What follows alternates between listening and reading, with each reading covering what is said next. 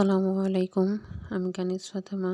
সবাই কেমন আছেন? আশা করি যে যেখান থেকে আমার আজকের ভিডিওটি দেখছেন আল্লাহর অশেষ রহমতে ভালো আছেন। আমরাও আলহামদুলিল্লাহ ভালো আছি। সবাইকে জানাই মাই হ্যাপিনেস লাইফে স্বাগতম।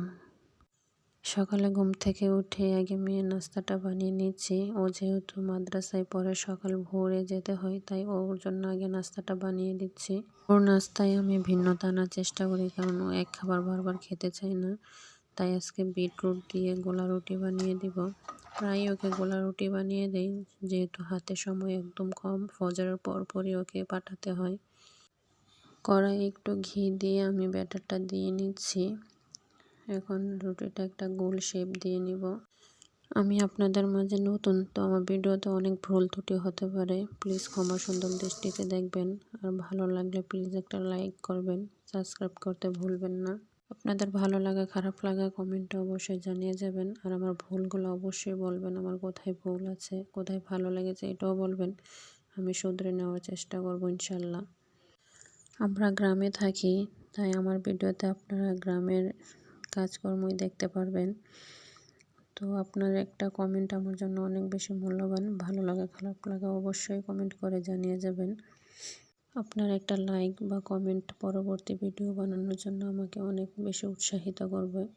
এখানে আমার মেয়ের নাস্তা হয়ে গেছে, এখন ডিমটা পোস্ট করে নিব। আমার মেয়ের নাম অনাইসা রুহামা, ছেলের নাম জুলকারনাইন। আপনারা আপনাদের ছেলে মেয়ের নাম বলে যাবেন, অনেক সুন্দর সুন্দর নাম হবে আশা করি। আর ভিডিওতে আপনাদের বাচ্চাদের নাম নেওয়ার চেষ্টাও করব ইনশাল্লাহ। মেয়েকে বিদায় দিয়ে এখন বাড়ির দিকে রওনা দিলাম। এখন হাঁটতে হাঁটতে গ্রামের সুন্দর দৃশ্য দেখতে দেখতে বাসায় চলে যাব। যাওয়ার সময় এই সুন্দর সুন্দর হাঁস মুরগিগুলো চোখে পড়লো। বিশ্বাস করেন, এগুলোর টেস্ট একদম অথেন্টিক। এগুলাকে কোনো কেমিক্যাল খাওয়ায় না, সাধারণ মানুষ যা খায় এগুলাকে ওইটাই খাওয়ানো হয়। নতুন ভিডিও করতেছি, ভয়েস ওভার করতেছি, তাই অনেক বেশি ভয় লাগতেছে, নিজের ভিতরে ভয় কাজ করতেছে। যাই হোক, ভয়কে জয় করাই হচ্ছে আমাদের কাজ, বাকিটা আল্লাহর ভরসা। বাসায় এসে নাস্তার প্রিপারেশন নিচ্ছি। এখানে আটা মাখাবো, এর জন্য পানিতে লবণ আর তেল দিয়ে দিলাম। পানি ফুটে আসছে, এখন আটাগুলোও দিয়ে দিলাম। আটাগুলো একটু সিদ্ধ হোক, তারপর ঘুটে নিব। এভাবে যদি আপনি ডোটা করেন না, আপনার ডোটা একদম পারফেক্ট হবে। যদি একটু পানি বেশিও হয় তাহলে আপনি পরে আটা মিক্সড করলে তেমন একটা কোনো সমস্যা হবে না। আপনার আটাটা পারফেক্ট হবে একদম। আটা সিদ্ধ হয়ে গেছে, এখন নামিয়ে নিব। এখন চুলায় বসিয়ে দিলাম। কালকে দুপুরে যে তরকারিটা ছিল ওটা খাওয়া হয়নি, তাই রুটির সাথে খাওয়া যাবে সেই জন্য গরম করে নিচ্ছি। আর রুটির সাথে খাওয়ার জন্য তেমন কিছুই করলাম না। এখন রুটিগুলো বেলে নিব। এর ভালো লাগা খারাপ লাগা অবশ্যই কমেন্টে জানিয়ে যাবেন। আপনার একটি কমেন্ট আমার জন্য অনেক বেশি মূল্যবান। এখন রুটিগুলো বেলে নিব। যে আটা এভাবে সিদ্ধ করে যদি আপনি ডো তৈরি করেন, তাহলে আপনার রুটিটা ফেটেও যাবে না, সাইড দিয়ে একদম পারফেক্ট হবে। আর আজকে আটার ডোটা পারফেক্ট হয়েছে ঠিকই, কিন্তু আমার একটা রুটিও ফুলে নাই, কারণ আজকে আমার মনটা ভালো না। যেদিন আমার মন ভালো থাকে না, ওই দিন আমার রুটি কেন জানি একদমই ফুলে না। আমি রুটি বানাচ্ছি, পাশে আমার ছেলে বসে অনেক পরিমাণ কান্না করতেছে। ও খুব অসুস্থ। ওর জন্য আপনারা সবাই প্লিজ দোয়া করবেন, যাতে আল্লাহ তাআলা আমার ছেলেটাকে সুস্থ করে দেয়। ও অনেক দিন যাবতীয় অসুস্থ। আসলে আমাদের হাতে কিছুই নেই, আমরা শুধু আল্লাহ তাআলার কাছে দোয়া করতে পারি, বাকিটা কবুল করার মালিক তিনি। আপনারাও সবাই দোয়া করবেন আমার যেন আল্লাহ তাআলা ওকে অনেক তাড়াতাড়ি সুস্থ করে দেয়।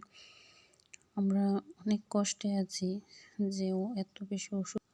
মাঝে মাঝে মনে হয় আল্লাহ তাআলা শুধু মনে হয় আমাদের জন্যই এত পরীক্ষা রাখছে। যাক, আল্লাহ খুশি হয়েছেন, আমাদের পরীক্ষায় ফেলছেন, তিনি আবার আমাদের পরীক্ষা উত্তীর্ণ করবেন। আমরা চেষ্টা করে যাচ্ছি, ইনশাল্লাহ সফল একদিন হব আল্লাহ চাইলে। সকালে নাস্তা বানানো শেষ করে এখন নাস্তাটা খেয়ে নেব। নাস্তা খাওয়া শেষ করে আবার অনেক কাজ পড়ে আছে। একা হাতে যেহেতু বাচ্চা নিয়ে কাজ করি, তাই অনেক কাজ। বাবু ঘুমিয়ে, ওকে ঘুম পাড়িয়ে এখন কাপড় ধুলাই করতে যাব পুকুর ঘাটে। পুকুর ঘাটে যাচ্ছি, যেহেতু ওকে ঘুম পাড়িয়ে যাচ্ছি, তাড়াহুড়া করে কাপড় ধুলাই করছি যাতে ও উঠে কান্না না করে। কাপড় ধোলা শেষ, এখন বাসায় তাড়াতাড়ি যাব। এসে দেখি ও এখনও ঘুম থেকে উঠে নাই। হাতে যেহেতু একটু সময় হয়েছে, তাই রান্নাঘরে যা আছে সব কিছু একটু আলতো হাতে মুছে নিচ্ছি। আসলে গ্রামের বাড়ি, ধুলাবালি অনেক পড়ে, দিনে কয়েকবার করে মোছাতে হয়, তারপরও শেষ হয় না। এখন ওইগুলো ঝাড়মুছ শেষ করে এখন চলে আসলাম দুপুরে রান্নাতে। আগে রান্নাটা শেষ করি, তা না হলে মেয়ে আবার আজানের সময় চলে আসবে। ওর আবার 2টা থেকে ক্লাস, 1টার সময় আসে, 2টার মধ্যে ওকে আবার ক্লাসে পাঠাতে হয়।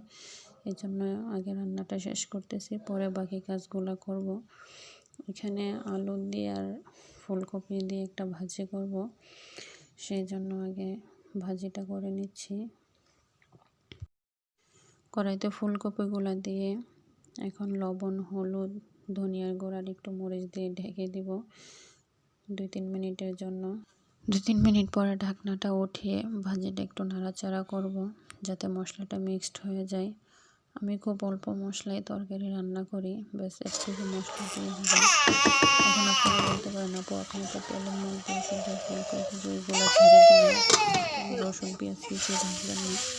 আমি আসলে রসুন পেঁয়াজ ভাজি না, সরাসরি ফুলকপি আর আলুর সাথে দিয়ে দিই, একসাথে হয়ে যায়, খেতে খারাপ লাগে না, ভালোই লাগে।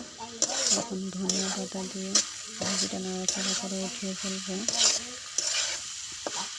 তাড়াহুড়া করে রান্না করতেছি যাতে দুপুরের আগেই রান্নাটা হয়ে যায়। এখন ভাজিটা হয়ে গেছে, এখন একটা বাটিতে উঠিয়ে নিব, কারণ লার্কির চুলায় রান্না করলে আপনার অনেক কালি হয়, হাঁড়ি পাতিল ওইগুলো তো আর ঘরে নেওয়া যায় না, কারণ যেখানে রাখে সেইখানেই কালি লাগে। আচ্ছা পুরো বলেন তো কে কে আমার মতো এই লার্কি চুলায় রান্না করে কালির ভয়ে বাটিতে তরকারি উঠিয়ে নেন? সব আপুরাই মনে হয় এটাই করেন, তাই না? তো এখানে আমার ভাজি করা শেষ, এখন মাছ তরকারিটা রান্না করে নিব। এখানে মাছগুলো ভেজে নিলাম আমি, এখন সেই কড়াই মিষ্টি কুমড়াগুলো দিয়ে দিব। আসলে আমি একটা কড়াইতে রান্না করার চেষ্টা করি, যাতে অনেকগুলো হাঁড়ি পাতিল না লাগে, কালিও কম হয়, আবার মাছতেও কষ্ট কম হয়, সেই জন্য একই কড়াই ধুলাই করে বসাই। এদিকে আমার রান্না হচ্ছে আর অন্যদিকে গ্রামের মানুষদের সাথে গল্প করতেছি আর আপনাদের সাথেও শেয়ার করতেছি। আসলে গ্রামে এরকমই, একজনের বাসায় অন্যজন গিয়ে গল্প করে, আর যেই বাসায় মুরব্বি থাকে ওই বাসায় তো কোনো কথাই নেই। আমার শাশুড়ি তো বাড়ির মুরব্বি, সেই জন্য সবাই এসে আমাদের বাসায় এসে গল্প করে আমার শাশুড়ির সাথে। আমার কিন্তু ভালোই লাগে, খারাপ লাগে না, কারণ এখনকার গ্রামগুলো কেমন যেন হয়ে যাচ্ছে, কারোর বাসায় কেউ যাওয়া দেখতে পারে না, পছন্দ করে না আর কি, শহরের মতো। আসলে আমার আবার এগুলো ভালো লাগে না, আমার মানুষের সাথে গল্প করতে, কথা বলতে, সময় কাটাতে ভালো লাগে। এখানে সবার সাথে গল্প করতে করতে আমার রান্না প্রায় হয়ে আসছে।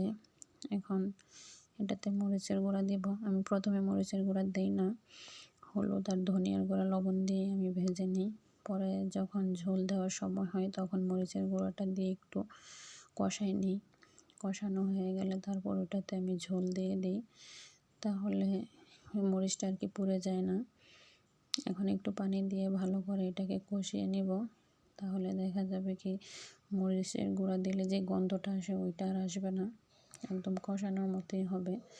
আর মিষ্টি কুমড়োটা দেখতে এত পরিমাণ সুন্দর ছিল, যেমন সুন্দর ছিল তেমন মজারও ছিল। আসলে মিষ্টি কুমড়োটা অনেক মিষ্টি ছিল।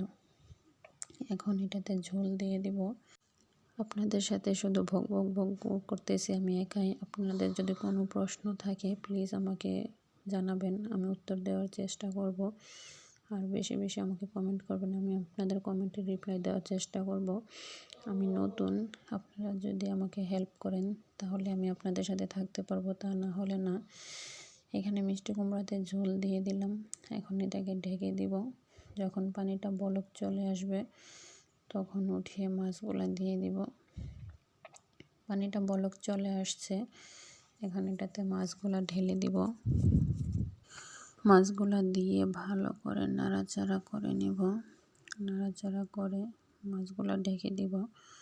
যখন বলক চলে আসবে ভালো করে তখন ধনেপাতা দিয়ে নামিয়ে নিব। শীতকালীন সবজিতে ধনেপাতাটা বেশি করে দিলে মজা লাগে, যদিও আমি অবশ্য ধনেপাতাটা তেমন একটা পছন্দ করি না, খেতে কেমন যেন একটা গন্ধ লাগে। তারপরও শীতকালের তরকারি তো তারপরও দিতে হয় একটু ধনেপাতা, বাধ্য হয়ে। গরমকাল হলে কিন্তু আমি ধনেপাতা খাই না।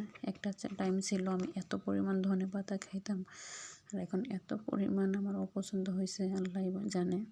তরকারিটা উঠিয়ে একটা পাত্রে ঢেলে নিলাম। আজকের মতো দুপুরে রান্না বান্না শেষ। মেয়ে আসবে, মেয়েকে খাওয়াবো, মাদ্রাসায় পাঠাবো। আর বিকেলে একটু পুকুর পাড়ে বসেছিলাম, ছেলে অনেক জ্বালাতন করছে। সেই সাথে আপনাদের থেকেও বিদায় নিচ্ছি। আসসালামু আলাইকুম।